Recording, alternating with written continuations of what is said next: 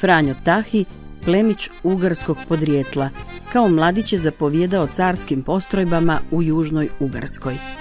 U osmanlijskim osvajanjima izgubio je posjede u Ugarskoj i Slavoniji, pa je kupio dio Stubičko-Susedgradskog vlastelinstva.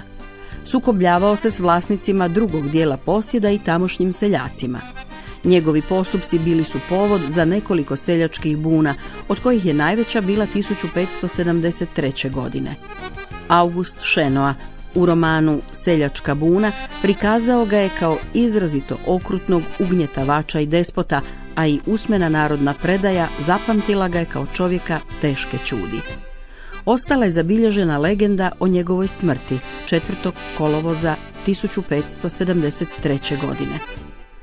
Tahi je stanuval u dvorcu kod podsuseda. Bil je sudec, sudil je ljude. Čovjek je dobil 25 batina na golo telo pred celim svetom. Tahi je došel van svake nedelje pred crkvu. Tu je bila jedna klupa i na njoj su tukli panduri. Narod je drhtal od straha. Ko bu sad batine dobil? Tahi je pokupil od seljaka kaj je bilo najbolje vino, to je bilo Tahijevo. Kaj je bila najbolja šenica, to je bila Tahijeva.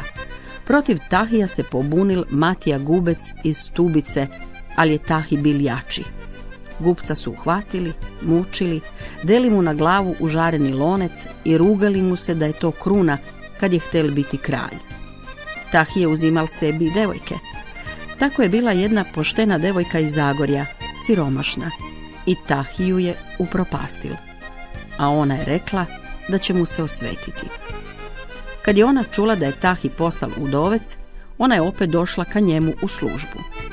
Preobukla se da ju ni mogel prepoznati.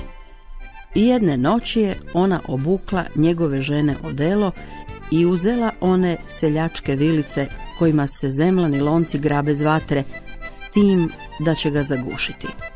Došla je v njegovu sobu. Tahi je mislil da je to fakat njegova mrtva žena, prestrašil se je i od straha mu je srce puklo. Devojka je pobegla i ljudima rekla: sad se mu se osvetila. Kad su ljudi doznali da je Tahi umrl, provalili su u njegov dvorac. Hteli su uzeti žito i vino. On je imel puno toga u podrumu, ali nisu mogli niš uzeti jer je na bačvama bila kača, jer je to bilo prokleto. I tako je sve propalo.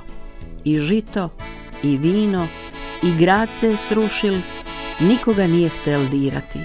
Sve je preraslo u grmlje.